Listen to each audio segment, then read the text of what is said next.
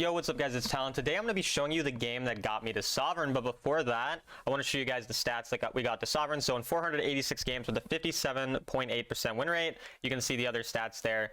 This has been my best season of climbing so far, and then if you look at the champions, my most played champions were Syndra, Ori, Echo, and then Warwick that we did well on, and then Nautilus we played a lot, but did not do well on. But yeah, let's get right into the game now. Okay, and as we jump into the game, I just want to let you guys know I do coaching. So if you're interested in coaching from someone who's hit Sovereign 5 times, I've been top 10 on the server 3 times, all playing autofill. I've been as high as top 5 on the server, and I have hit Challenger on every role when Challenger was the highest rank in the game. So I can provide you guys with a lot of value. It's just $15 an hour. Just DM me on Discord, Talon1169, or through the link in the description to my Discord server below. However, it might raise to $30 soon, the price, because recently I was reached out to by a coaching website. They told me, they'd end up having me on their website to coach people.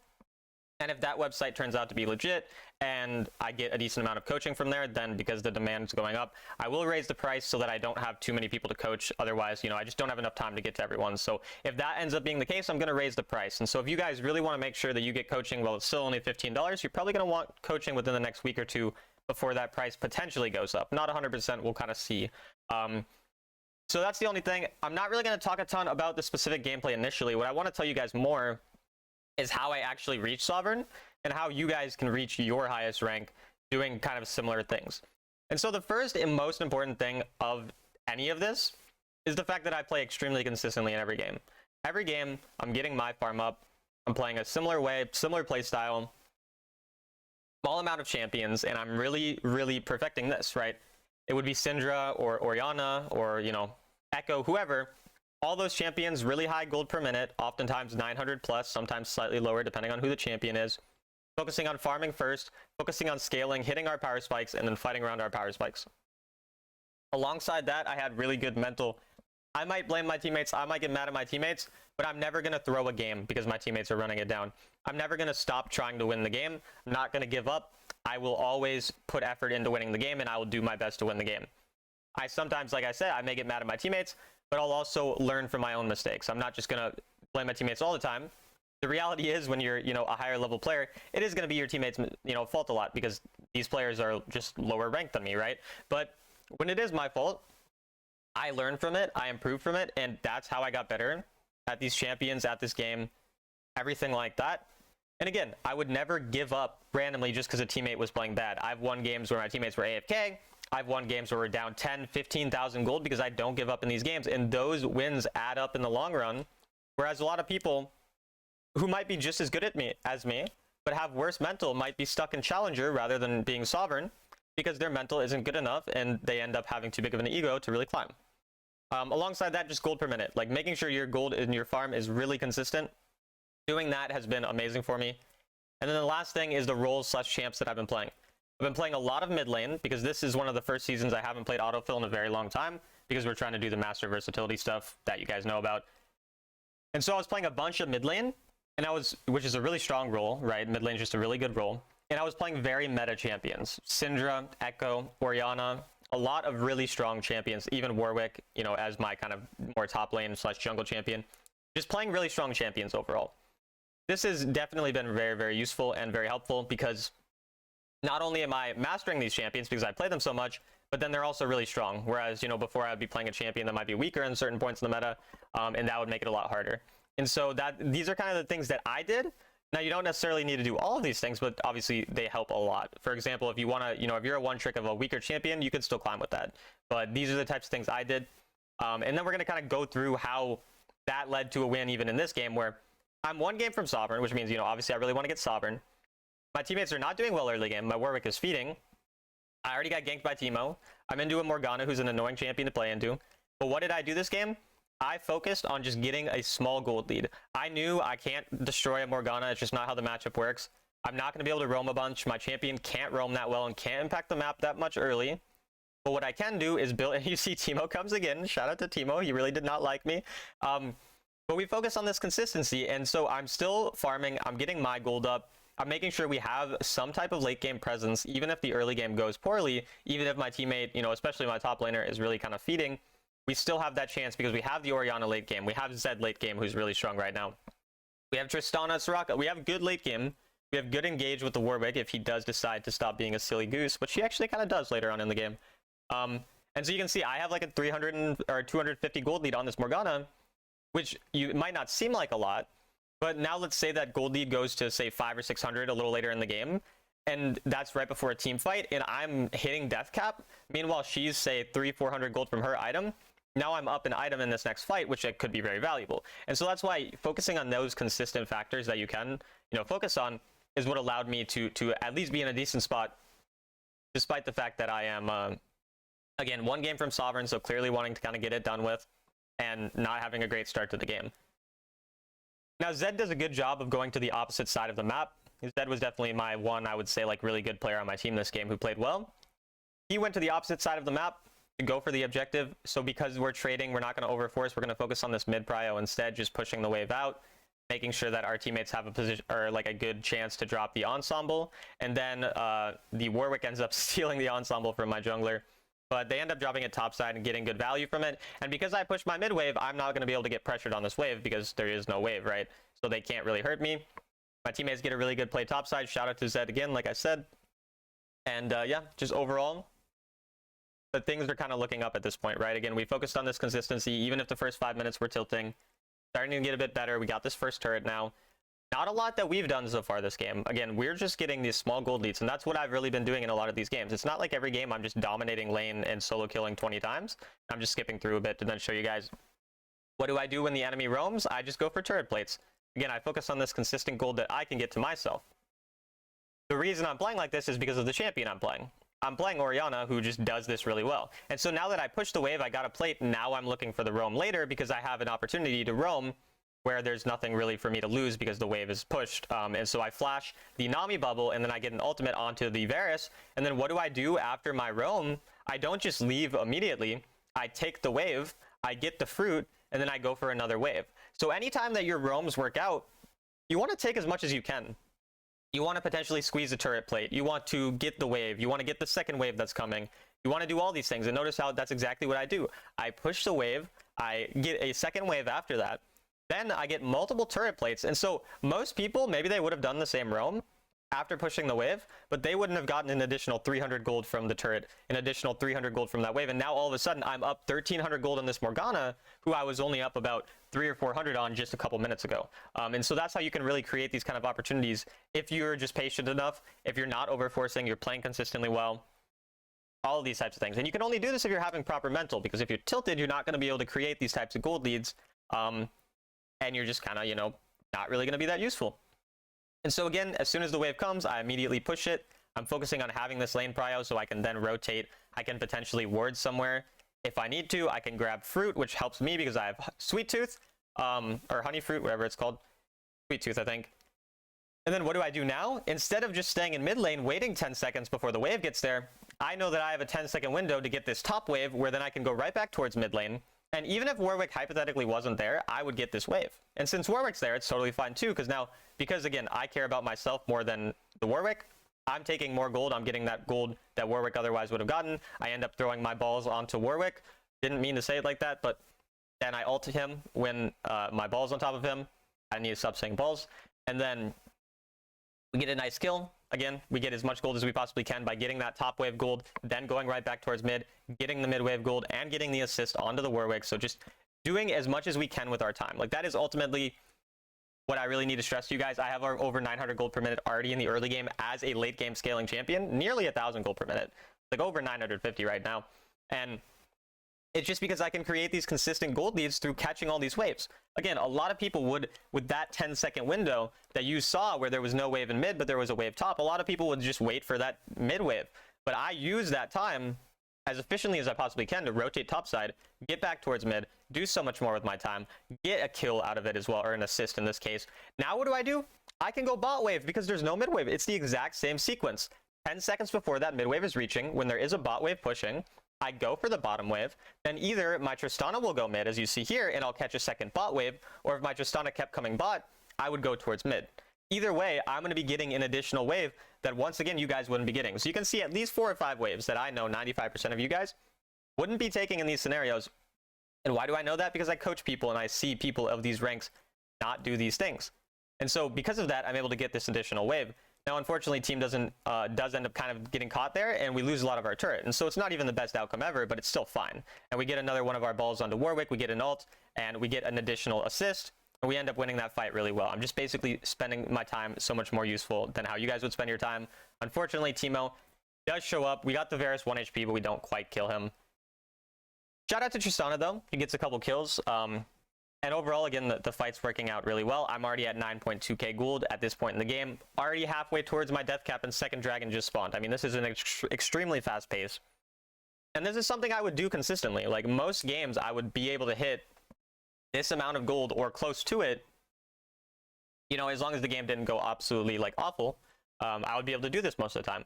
And this is really what got me to Sovereign. Like, is this simple sequence of just getting an additional amount of gold that you guys just wouldn't be getting in your games. And you can do this in any role. Like, if you're not a mid lane main, don't try to think like you can't do this.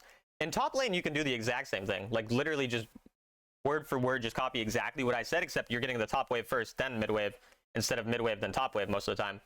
In jungle, you can take waves past 730 to do similar things when your teammates aren't covering waves. You be efficient with your camps. You focus on, you know, as much gold as you can.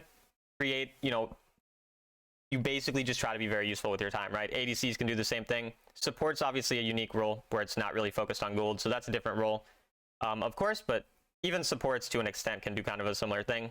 I end up getting caught here, unfortunately. Not the best, but it's not the worst death either because there's no objective, so it's not like, you know, we're like super sad about that death. Sucks, right?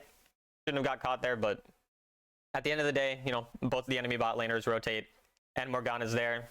Not really going to be too like critical of that death. I think it's not the end of the world, and we're still really strong gold wise, but it definitely does make the game a lot harder. So we are, you know, aware of the fact that we kind of got to be patient and not dying too much now that the Baron's spawning, especially. So another really important thing that I did to get Sovereign is really using this time within like right before the Baron would spawn. So Baron, you know, spawns at 12 minutes. Say I'm at 11 minutes, 10 minutes, there's no objective up. Using that time effectively, because there's no real objective, so I can kind of be on other parts of the map, spend my time, you know, just kind of going for kills or going for turrets. Usually playing for outer turrets would be a common thing, where if there's a tier 1 turret on the top or bottom side of the map, I'll be trying my best to get that. And again, here, Teemo, we end up catching him after he tries to sneak onto us, so that's nice as well. But yeah, generally using that time really well. And then once the Baron comes is when you sort of have to shift your mindset a bit. Because now that Baron has spawned, I can't go on the opposite side of the map, because if I go on the opposite side of the Baron, then the enemy will just take it, right? So now I'm spending a lot more time in mid lane, and I've already done such a good job of getting my gold that now I'm so strong that I can get a lot of gold through kills and fights, rather than just purely through farming now. So it's kind of this shift that happens very often once the Baron spawns, and you're going to be doing things like this more often, where now spending time around mid, maybe you get the wave on the same side of the Baron, you know, on the side lane. But just generally speaking, you're a lot more focused on kind of mid control and objective control rather than getting as much gold as you possibly can. We try to poke out the Varus there. We get pretty good damage onto the Varus and Nami. So unfortunately, I inted here. Pretty stupid by me to, like, I don't know why I walked that way. Doesn't matter though. We got the Baron and I'm still really strong. So, you know, stupid by me, but it doesn't really affect the outcome of the game too much. So, you know, we'll take it. And now again, once we come back with our death cap, we're going to just put ourselves in a position to just push out whatever waves we can. Since I did die, I don't have as much time to get a lot of value out of this Baron. But we don't need to do anything crazy. Again, I'm scaling well. I'm playing scaling champions who are strong in the later parts of the game. I'm farming well. I don't have to overreact to a mistake or two, because we're still in a pretty good spot at this point. Still have a lot of gold, and, you know, again, if I throw my balls onto my Zed or my Warwick, they go in, I ult someone, that person's going to get one shot. I'm starting to just say throw my balls on people on purpose, by the way. Like, I just decided, you know, I'm going to keep saying it. So again, throw my balls onto him, end up Wing and getting the Warwick, and then kind of weird positioning here that we end up finding ourselves in, but it's still pretty fine. We end up getting the Morg with our teammate as well. And then now we're kind of chilling. Again, because a couple of our teammates died, we got to relax. We got to make sure we don't, like, you know, over-aggress or do anything crazy. But we have the Baron still, so we're in a relatively fine spot. We can use our first ability to zone the Varus, make him kind of scared to walk up. We have the Soraka healing, so we're pretty happy about that as well. And we end up getting the mid turret and having control over the objective, so now we're just kind of waiting around here until our jungle respawns and everything like that. And yeah, I think I end up trying to catch Teemo here. Don't remember if I actually catch him. But yeah. This Teemo really didn't like me this game, so I was trying to pay him back a little bit. But yeah, nothing really happened there. Just end up probably recalling. I think I realized that I'm pretty close to crown here, because I have 1740 and I need 2100 to get crown. So I think I stick around on the map until I can get crown, which is another thing that's important, is I would have really, really good use of recall timers to like hit my item spikes without wasting time. Like, I'm sure you guys have all had games where you kind of realize that you are really close to an item, but you recalled 200 gold before, and then you go back on the map, you get 200 gold, and you recall again. That's a very common mistake a lot of people make, and it's something I do too sometimes.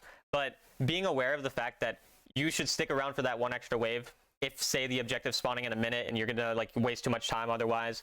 So you saw how I stuck around just until I could get enough gold for crown, then I recall on crown, and now again I'm on my 4-item spike as the Baron's spawning, as the Elder's getting close to spawning, and so I'm extremely strong here at this point. Whereas, say again, I wasted that time, then I'd be on the map a lot later, and it'd just be a lot worse as a whole. So now I have this crown, I'm a bit, you know, less scared of something randomly kind of killing me. And at this point, we're just hovering mid lane, trying to get control of mid lane, and then going into the objective. Because another really important thing to get Sovereign, which is kind of the point of this video, is me telling you a lot of important things to get high rank, is controlling the mid wave. So as soon as the mid wave reaches mid, if you're able to push it first, then you get control over the entire map, because the enemy have to go towards mid now to clear the wave.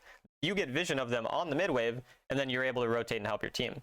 Now here, obviously, my team wasn't on the mid wave, so I had to kind of be a bit more patient, let them get control, and then you see what happens when they get control. They're able to get easy picks like that because they have just a vision advantage. So here we're just hovering Baron because we know they're probably going to go Baron since they killed someone. And so we need to hover it, try to pick anyone off if they do anything. And if they don't, then we're fine because we're just stalling until our teammate respawns. Now we see that their jungler is on the opposite side of the map. So at this point, I'm realizing we might need to make a quick play onto the top side. So I'm following my Zed. I'm going to throw my third ability onto him if possible, and then try to make some type of play. I think we end up killing the Morgana there, and then we have the Soraka healing. So even though we took a little poke, we're pretty okay with that. Now we see that multiple of their teammates have now rotated from the bottom side. And so this is kind of a big mistake they made initially, was the fact that they were spending time on the bottom side of the map when the Baron was up. So we ended up not being in that bad of a spot. I do have to flash though, because I positioned a bit too aggro. Luckily, the Teemo did die. So that was definitely risky by me. That could have been really game losing. But we survived, and I think, you know, Crown was probably a large reason why we survived, because Crown does end up giving me that initial block of that damage. So, you know, it kind of worked out. And then we get the Stasis as well. The reason I buy Stasis rather than buying another like half of an item is because at this point in the game, I'm not going to hit my full 5th item. So having an active like Stasis to protect me right when the Elder's about to spawn is going to be a lot more valuable use of my gold, rather than just getting a little more damage from an item that wouldn't even finish. And then again, we throw our ball onto him, and we end up getting a bunch of damage onto both of their backlines, so they're really, really low. And then the Zed goes in, he's 1 HP, and at this point, the fight is just looking really good. Tristana gets the double kill, and now we can just easily get the Elder. Other really important thing as well, I'm sure you guys have all thrown a lot of games in the late game. One of the main reasons that a lot of people throw games is because after they get the Elder, they don't go Baron. It's really important to go Baron. I don't actually remember. I hope I go Baron here. I don't remember what I did, but it's important to go Baron after you get the Elder Dragon, because Elder Dragon doesn't allow you to push waves quick enough to win the game, but the Baron does. And so here, if we see an opportunity to try to pick someone, we'll try to pick them, right? But it's important to make sure that we're going for these objectives afterwards, if we can, right? So I'll use my second ability, get the poke onto the Morgana with the Zed. And then they end up already being on the Baron. Since everyone's dead on enemy team, it's fine for me to go up and push the wave since I know my team's going to get it, right? But yeah, this is a really important kind of macro thing to understand. Obviously, if you know your teammates don't listen, sometimes it's hard to do it. But if you ping enough, they're usually going to listen. Not always, but, you know, more than like 10% of the time. I mean, which is better than 0% of the time. So, you know, it's important to understand what the correct play is and make the correct play when your teammates listen. And then if your teammates don't listen, sometimes you have to, you know, just follow them. And then here, I think my third ability plus ult combo one-shots the Varus. So the Zed ults with my third ability on him, and then I ult, and we just one-shot the Varus, which is pretty funny there. And yeah, so this wasn't really like a hard carry game. You know, I've had a lot of harder carries and whatever. This was more of just a consistent farm well, scale up. Teammates do okay in the later parts of the game, especially the Zed. And we just play for, you know, consistent gameplay. and we end up doing pretty well. Almost throw here, so I think we have to recall. We don't quite end the game yet, but you know, at this point we have 3 inhibs down, so it's pretty straightforward to end. We just have to not int for no reason. We have to be pretty patient, poke the enemy out, and then eventually, you know, with this Baron, with all these minions, we should just be able to end the game. And so here you just see me autoing, trying to land the ultimate, and we end up killing the Nami to get a better KDA because I'm a KDA player. What can I say? So yeah, then here, you know, you're gonna see, I think I might skip past the animation of getting Sovereign, but yeah, this was the game that got us Sovereign. We also got 12k Orianna champion score now.